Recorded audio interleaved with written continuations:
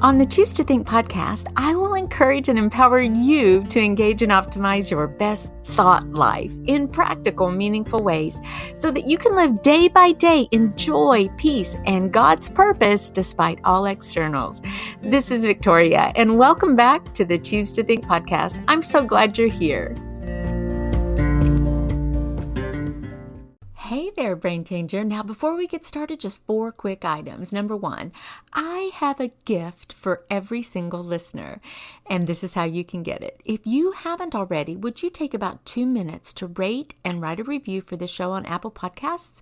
This would really help us to get the word out about the show so that more folks can find us. If you don't use Apple Podcasts, please simply make a favorite or follow wherever you listen, and then share your favorite episode link on social media, tagging me when you do. And if you do either of these tasks, I want to know. Please DM me on Facebook or send me an email to choosetothink@gmail.com with your U.S. mailing address, and I will send you a small token of my appreciation. It's 2 custom designed premium stickers from Chris Beth's World to remind you to keep living your best thought life.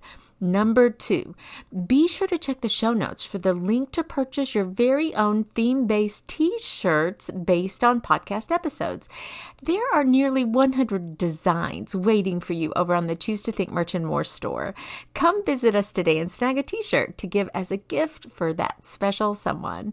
Number 3, you may not be aware of the time commitment involved in podcast production. For listeners, it is free content. Each week, I invest about 10 hours on the show doing my very best to put out quality work and to provide value, inspiration, and a whole lot of practical tips and tricks to encourage you in your Christian journey. Now, I'm on the lookout for small businesses or corporate sponsors for this show. If you own a small business or if you know of a local company who would be willing to sponsor an episode or 2, would you please contact me directly? I have a special media kit that I would like to send that particular business or corporation, and I would really appreciate your support.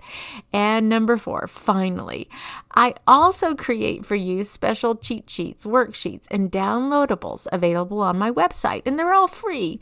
Head on over to victoriadwalker.com to opt in. Okay, and now on with the show. Thank you for being here. Today's mastermind is all about the forgiveness mindset. As I was doing a little bit of research, I discovered a few things about forgiveness. Probably they won't surprise you. There are health benefits to having a mindset or that bend in our nature, and we can hone in on that and we can improve that actually when we've got that mindset of forgiveness, then we are changing our brain dynamics and influencing our emotional health. So we're releasing toxic thoughts, we're removing negative energy, we are disengaging those negative feedback loops. And the whole goal of this is, number 1, to honor God, of course, because it makes it very clear in His Word that we're to forgive others as we have been forgiven. But how do we do that? So a part of brain science might tell us that we need to re-conceptualize our memories. Those memories, and they can be memories that we replay over and over and over again, and they're really ingrained in our way of thinking, and they conjure up a lot of negative energy, toxic thoughts, and so forth. So the goal is to re-conceptualize those within a biblical worldview and framework. And that will help us to develop healthy memories, or that re-conceptualized, where that is in our brain, where those proteins and chemicals actually are harbored in our brain. We begin to kind of change those, disintegrate the negativity that's there, and we actually expand our perspective in a way, and we actually have new thoughts associated with those memories. That's a reconceptualizing of them, and that is that will help us to kind of let go of certain offenses or hardships or trials or even grudges that we may have held, or just those very difficult life situations that some of us go through, and it's so easy to point a finger at someone or something in particular, even at God. We even do that. So there are so many health benefits to actually developing and fostering that forgiveness mindset. It also helps us to control our emotions in the here and now and in the future when we start practicing a forgiveness mindset. And neurologically, it increases the size of the anterior superior temporal sulcus that's in the cortex. And so studies have shown, and researchers can actually see, that there's an increase in that size of that little area of the brain, which is a healthy thing. It's something that we want to have. Forgiveness, that forgiveness mindset, also lowers our blood pressure, our heart rate, and muscle tension.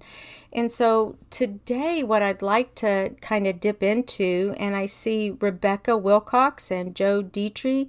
Thank you all both so much for stepping into the room. It's so nice to have you in this mastermind.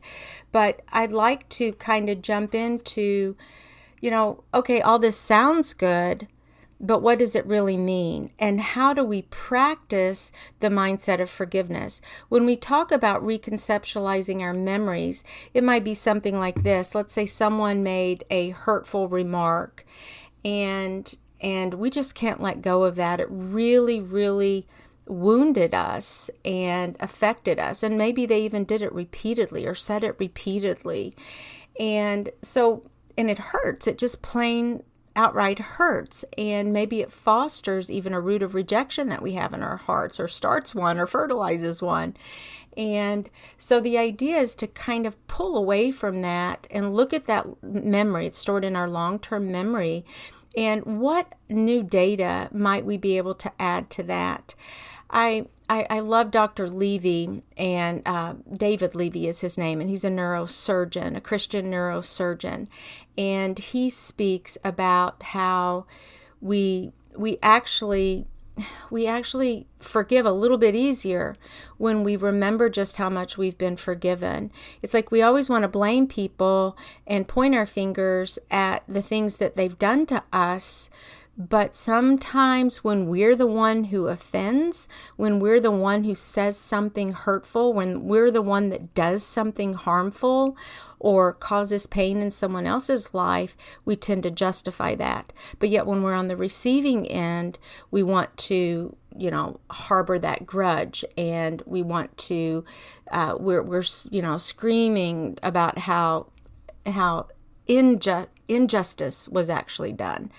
But yet when we're the one offended, or when we're the one who does offend, and we do offend and we do hurt, we take a different stance and we tend to justify our behavior. And a part of the point in that was the ability to learn when we are offended, when we are hurt, when somebody does something wrong to us. And it can be minor and it can be major. It can be life-changing events. But when something happens, can we learn to step back from that and say, have I ever hurt someone with my words? Have I ever done something harmful to someone else? And of course the answer is yes. And so that same forgiveness that we've received from God our Father for those perhaps even atrocious things that we've said or done, we're going to learn to extend that to someone else. So it keeps the playing field a bit level. But let's try to, other than say reconceptualizing our thoughts and painting them in a picture that, yes, that hurt, but gosh, I've also done things like that. I need forgiveness, and so does this individual. And I'm not going to harbor that. I'm not going to hold that grudge. I'm going to switch it instead to healthier thoughts and just release that and let that individual off the hook.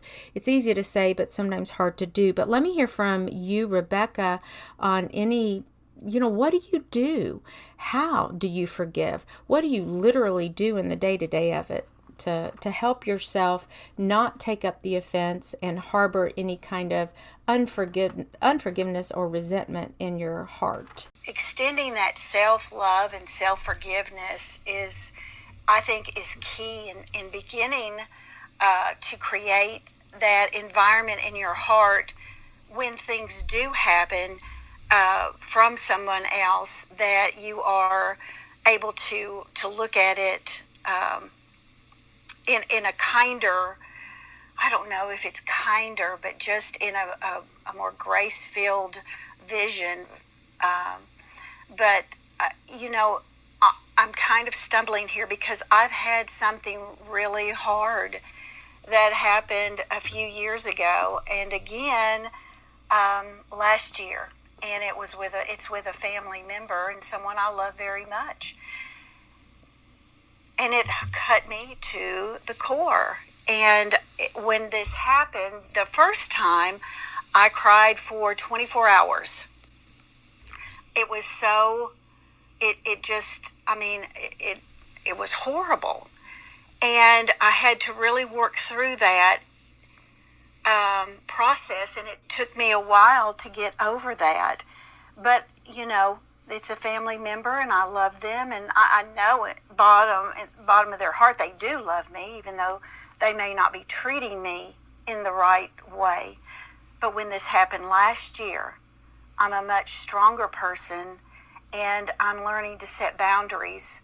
And I know God forgave me. He gave his son for me. And what a great forgiveness that is. You can't even touch that kind of forgiveness in your life for other people. But because of that, then I know that is my first act. And it's got to be an action. And then it works its way into a feeling. So that's kind of one way that I do this. Is I remember, first off, as you said, that I have hung on to, who does God say I am? Who does God say he is? And what does God say he will do? And so I take that first, instead of, again, feeling so unworthy when these actions occur to me, then I realize, no, that shouldn't have happened. And I am worthy to be respected and loved and spoken to in the right way. I do forgive, because that is what God wants us to do. And by forgiving them, but first forgiving myself for injustices to other people, and I ask for forgiveness even for those things that I may not have even realized I did. But I also then in turn forgive others and work on how I'm going to keep the integrity of who I want to show up as, who I want to be, how to keep the joy in me, even though this has happened. And that's pretty much, it's not easy. And when it happens again, I know I'm going to have to deal with it again. But I feel like I'm in a stronger place today to start dealing with things like that than I was a couple of years ago. And Rebecca is done. Forgiveness is a choice, and we do really have to make that mental assent and choice to forgive, in part because God tells us to, and we want to be obedient to him. But this is what I'm also trying to unpack in all of this. It's, what does it literally mean? What is, practically speaking, or is forgiveness all kind of emotional? In other words, let's say that this family member said something so difficult and so hard to hear. Okay, so yes, we've got to say, first of all, feel it. You cried for 24 hours, so we're going to feel it. We're going to acknowledge it. We're going to express it. We're going to pray and call out to the Lord and cry out to him. And we're not going to avoid it. We're going to go through that feeling. Sometimes feelings are so hard to actually feel. But we're so much better off, I think, and healthier if we actually just allow those feelings to kind of just to walk through them and just to endure them, and we will come out on the other side. Now, we don't want to get stuck there, but okay, so someone says something to us so hurtful, and we recognize just how much, maybe they said something that's it could even be kind of true or kind of close to true, or maybe it was a criticism, and we're doing our best, but yet we receive this criticism. And so we have to learn to say, wait a minute, what does God say about this? Who does God say I am? And He loves me despite the fact that I slipped up, or despite the fact I didn't do this just right, or whatever. So that self-forgiveness and self-love is one of it's a mental, it's our thoughts that we're telling ourselves, which in turn eases some of the harshness and the difficulty of what we're going through and experiencing that emotion and riding that wave out.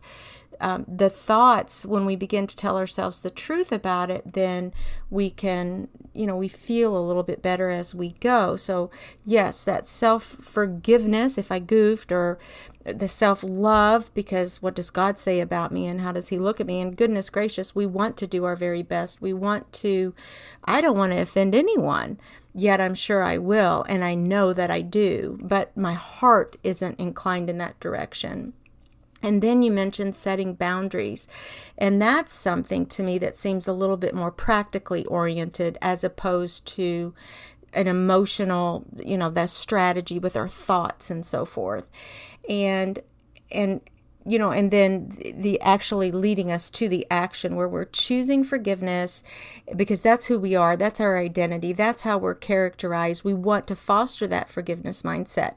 But as far as the boundaries go, Rebecca, can you think of some boundaries that you had to set? Are you talking about something like, this individual in my life, and if this is, too personal or something, just we can speak hypothetically, but if there's someone that I really struggle to be around, and because of the, let's just say, toxicity that they bring into the mix, and then what's happening, I've got this churning in my spirit because I'm like, I don't know if I can just go be around them because it's so stressful to me and it fills me with anxiousness, and I just really think they have all these issues and these problems and they just pour them out on me or whatever. What kind of boundaries do you actually set? Is it like, I'm going to go see them once a week, or I'm not going to enter into a business negotiation with this individual? Or is this a question that makes sense to you? Yes, it does. And the boundaries in regard to this particular person is, I will do something if I can and if I feel it's right for me to do, not because they think I should do it or I have to do it. And so what has happened then is trying to stay as hypothetical as I can, because this is so personal. But the boundary started with, if I can do something, I will do it. Otherwise, if it's not in alignment with what I can do or want to do, I'm not going to do it, no matter how you make me feel about the situation. That I can definitely say is how it began in setting the boundary. I like how you phrase that. Even say hypothetically, it's that you that's so hard to do also. I'm just going to say it because we probably all have issues where, especially with loved ones, it is excruciating almost to step up and say, look, this is what I can offer here. I want to help you. I love you dearly. I would do anything for you, but this is the bandwidth that I have to offer you right now. And I want to pray through this or XYZ. I mean, it doesn't even have to be a kind of a controversial or confrontational situation. It can even just be, when we're talking about boundaries, it could just be boundaries with people that we deal with all the time, but maybe we're doing too much or not saying no enough when we should, and those types of things. But thank you for sharing that and kind of putting some skin to that so I could better understand what you meant by by boundaries, I was trying to get at something practical, because a part of what I love to do in my ministry is connect the spiritual with a practical application, and it's not always possible. And just as God would do it, He has me in my my mission, and my business is all about thoughts and taking thoughts captive and a renewed mind and giving gratitude, and all those seem very lofty and difficult to grab onto, and what does that really mean, and how do we apply that in our daily life? So that's what I was trying to get at with the whole forgiveness thing. What do we actually do? And maybe it's just that we pray and we ask the Lord, and that's something that we can do. That is a spiritual discipline, a practice that we can actually do, and maybe that's what a big part of this is all about. We pray for that person. We ask God to give us eyes to love that individual the way He would love them. And sometimes we pull back and we wonder about their perspective. One of the questions I ask myself a lot, especially if someone is, quote, offending me in some way or another, or hurts me, or oversteps something, or, steps on my toes. And I always ask myself, I wonder what emotional tool belt, what tools they have in their tool belt. What is their emotional tool belt? What does it consist of? And maybe they're behaving in this way because they just have not learned otherwise. Maybe they don't desire to learn otherwise either. But it could be that maybe they're like I am, and they have some rough areas, but their heart is turned toward the Lord, and they want to do better, and they want to improve. But sometimes something slips out of the mouth and makes a mess of things, and maybe that's what's going on. I can give you an example. Just a couple nights ago, I was playing pickleball, and I was playing with a partner, and a comment was said that, like, the gentleman was trying to, there was a real shortcut return, and it was almost like a dink at the net, and he was going to have to really run hard to get it. And I've played with him numerous times before, but I learned something about him that I didn't know. And I said, go, get it, you got it. Something like that when that little dink came over. Well, he tried, but he just couldn't get there fast enough. I'm not even sure anybody could have, but I was just being encouraging. But his response back right after the ball landed was, "Don't ever talk to me during a game like that." And oh my gosh, it just like cut me for some reason. And I was like, oh goodness, I'm not going to say a word. But even in that teeny little remark that he made, and he's not a mean-spirited individual at all. No doubt this is just his preference. But I was fighting the rest of the evening.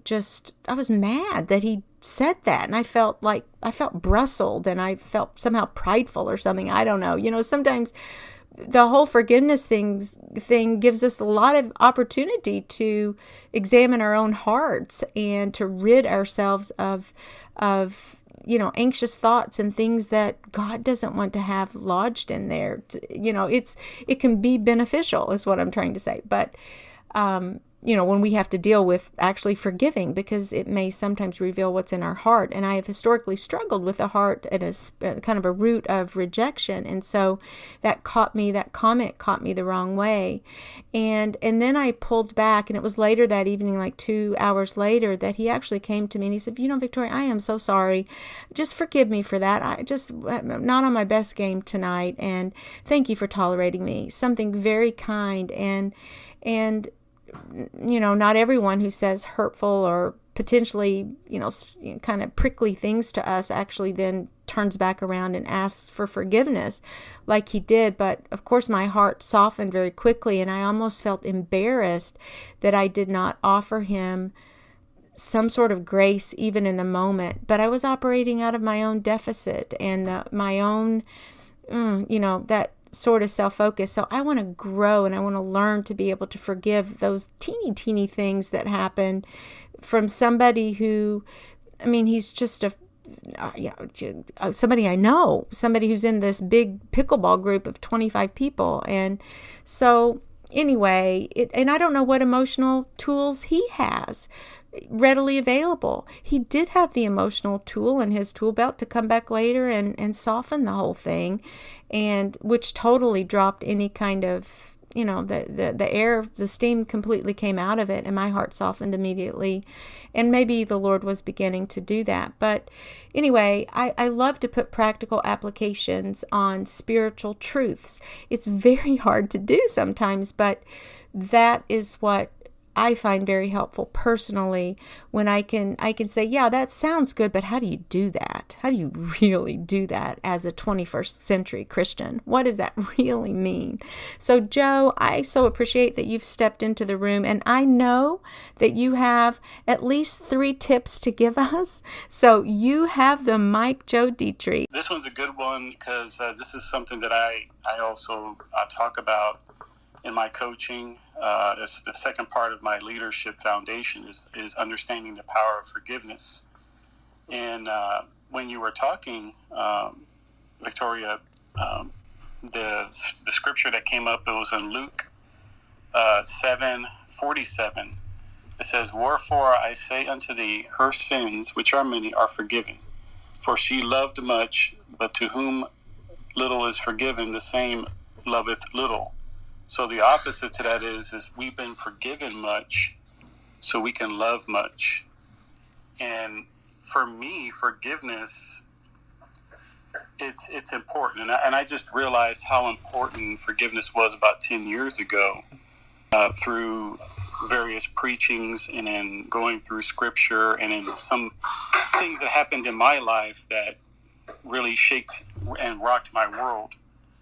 And when we, and it goes back to what you were saying, Rebecca, about knowing my forgiveness and knowing all the things that I've done in the past helps me to each and every day to remember, like if someone offends me or a loved one might say something that kind of triggers me, that I have to go back and remember, like I've been forgiven of a lot of things.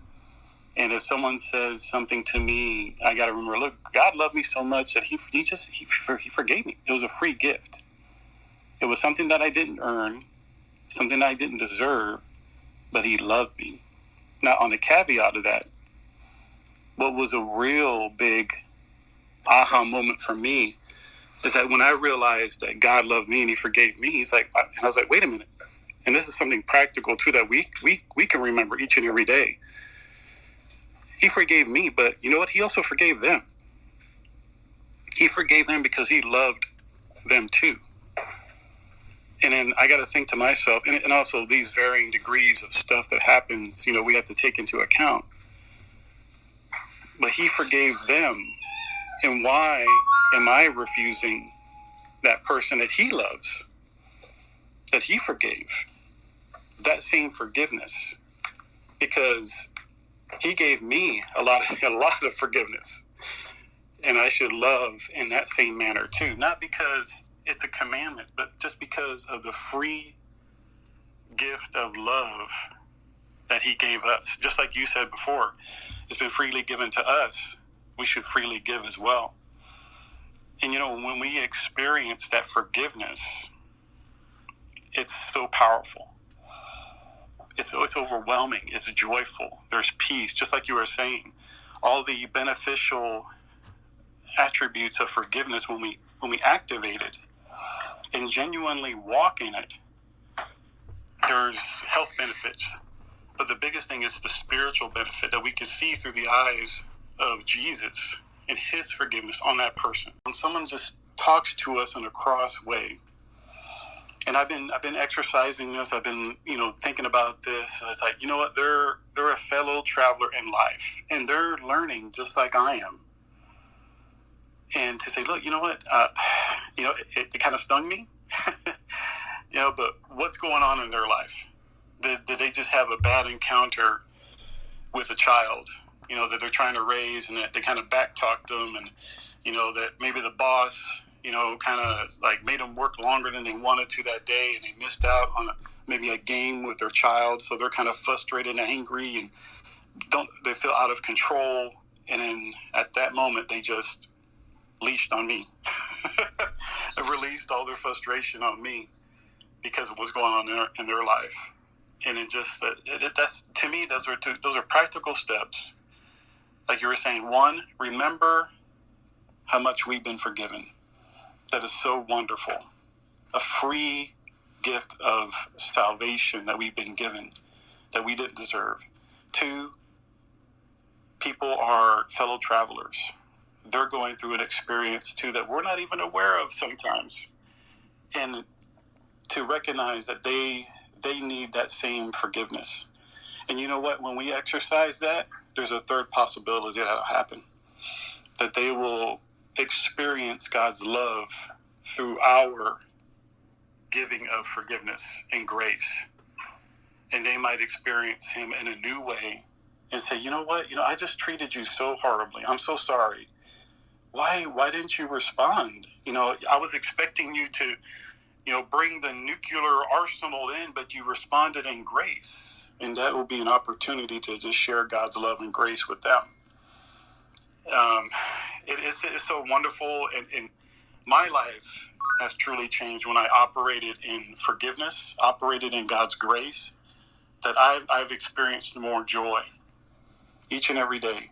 Even with my relationship with my wife, we can experience more wonderful things when we actually try to walk in God's grace, walk in his forgiveness. When you were talking, it reminded me of this book that my kids had, and I think it was something called like Buzz, Buzz, Buzz Goes the Bee, or something like that.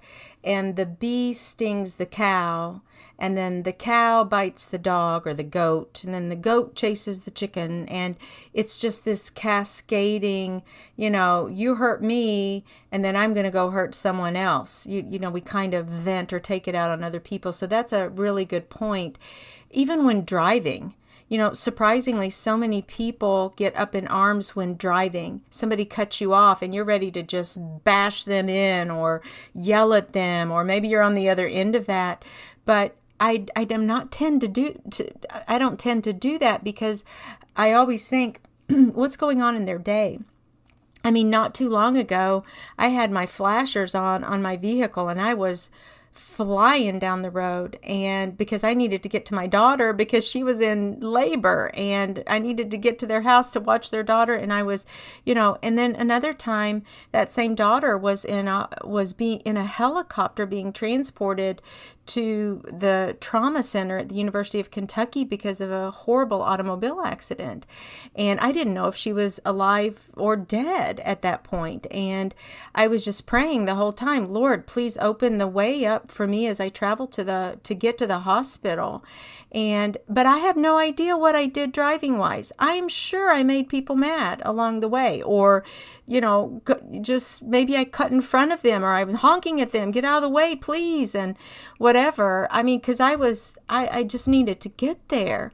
But someone on the outside looking might not know. So that's always helped me when I'm driving, to just recognize I have no idea what's going on in their life.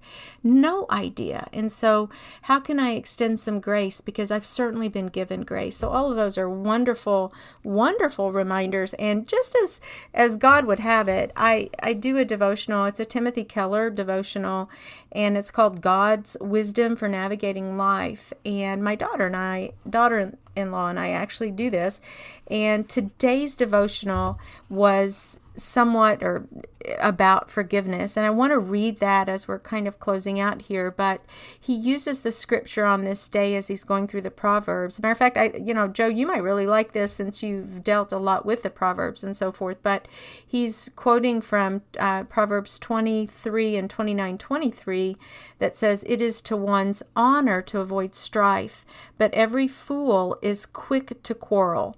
Pride brings a person low, but the lowly in spirit gain honor." And this is the story he tells in the basic text of the devotion for that day, which is today. He writes, in 2006, a gunman killed a number of Amish school children before killing himself. Unlike in other U.S. communities where the surviving families of shooters have received death threats and had their homes vandalized, the Amish community forgave and loved the gunman's family.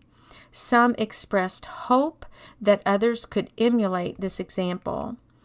But forgiveness, as socially and emotionally healthy as it is a form of self-renunciation, and we live in a culture that counsels self-assertion. If we are not being treated with the honor we think is our due, we are trained to protest loudly, and our anger is considered a sign of self-respect. Our society then does not produce forgiving people, but rather those who are quick to quarrel and who assert their honor. So our culture will continue to grow in strife. Most of us have been formed by a culture that nourishes revenge and mocks grace. Again, we see that it is the height of dignity not to always be standing on one's dignity. Ironically, the person most quick to defend himself comes off looking weak. And then, the prayer that day is, Father, your Son is now my great advocate. His shed blood defends me against the penalty of the eternal moral law. In him I am pardoned and accepted. Why then do I feel the need to defend myself all the time? Take away my need to do so by reminding me of my wonderful high priest. And that really echoes kind of the heart of our conversation. And forgiveness is a choice, and it is connected to our thoughts and our emotions and our feelings.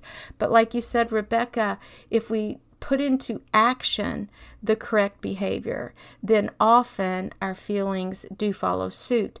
If we don't feel forgiving, or if we say, oh yeah, I've forgiven him, no worries there, I've forgiven him, but really and truly we have not, then we need to come clean with the Lord about that and just say, you know what? I haven't forgiven, but please help me, Lord, to forgive.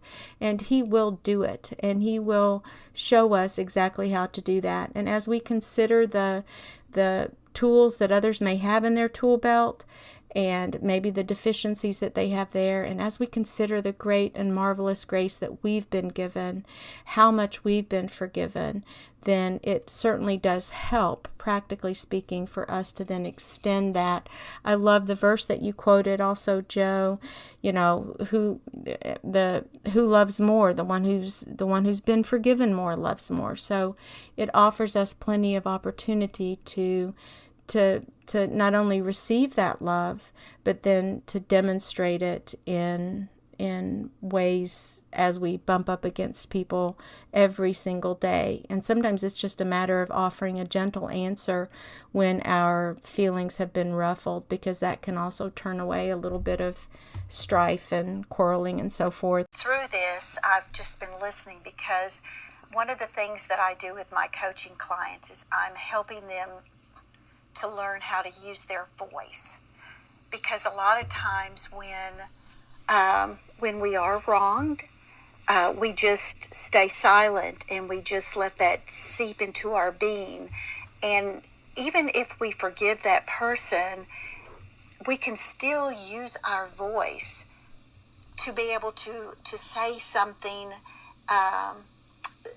in the correct way. And that's really what I'm trying to get across to the women. And my coaching program is Courageous Living Coaching, and then that's also my group is Women Courageously Living. And you can find me either on Instagram or Facebook under Rebecca C. Wilcox.